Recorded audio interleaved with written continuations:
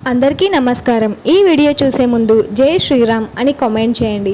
హిందూ గ్రంథాలలో తులసి మొక్కకు ప్రత్యేక ప్రాముఖ్యత ఉంది. గ్రంథాలలో తులసి మొక్క అత్యంత పవిత్రమైనది. తులసి మొక్కలో లక్ష్మీదేవి నివసిస్తుంది అని నమ్ముతూ ఉంటారు.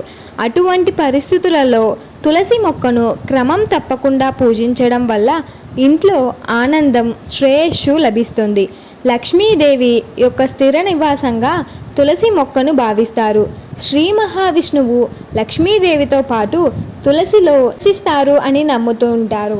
విష్ణువుకు తులసి అంటే చాలా ఇష్టమని గ్రంథాలలో కూడా చెప్పబడింది. కాబట్టి తులసి లేకోకుండా శ్రీహరి పూజ అసంపూర్ణంగా పరిగణించబడుతుంది. ఆయుర్వేదంలో కూడా తులసి మొక్కకు చాలా ప్రాముఖ్యత ఉంది.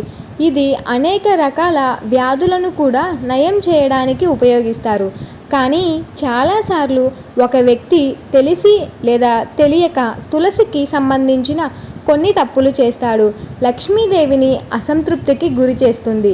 ఎప్పుడు పడితే అప్పుడు తులసి మొక్క ఆకులను తుంచడం మంచిది కాదు.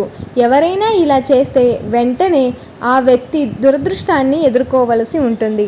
తులసి ఆకులను తీయడానికి కొన్ని ప్రత్యేక నియమాలు ఉంటాయి. అలాగే ఈ నియమాల గురించి వివరంగా తెలుసుకుందాం. ఏకాదశి రోజున తులసి ఆకులను తీయకూడదు. ఏకాదశి రోజున పొరపాటును కూడా తులసి ఆకులను తీయకూడదు. నిజానికి ఏకాదశి రోజున తులసి లేని పూజను సంపూర్ణంగా పరిగణించరు. అయితే ఈ రోజున తులసి ఆకులను తీయడానికి బదులుగా ఒక వ్యక్తి దశమి తిథి నాడు వాటిని ఒకరోజు ముందే తీయవచ్చు.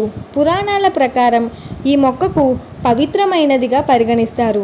కాబట్టి తులసి ఎప్పుడు పాతదిగా పరిగణించబడదు. ఆదివారం లేదా చంద్ర సూర్యగ్రహణం రోజున తులసి ఆకులను తుంచరాదు.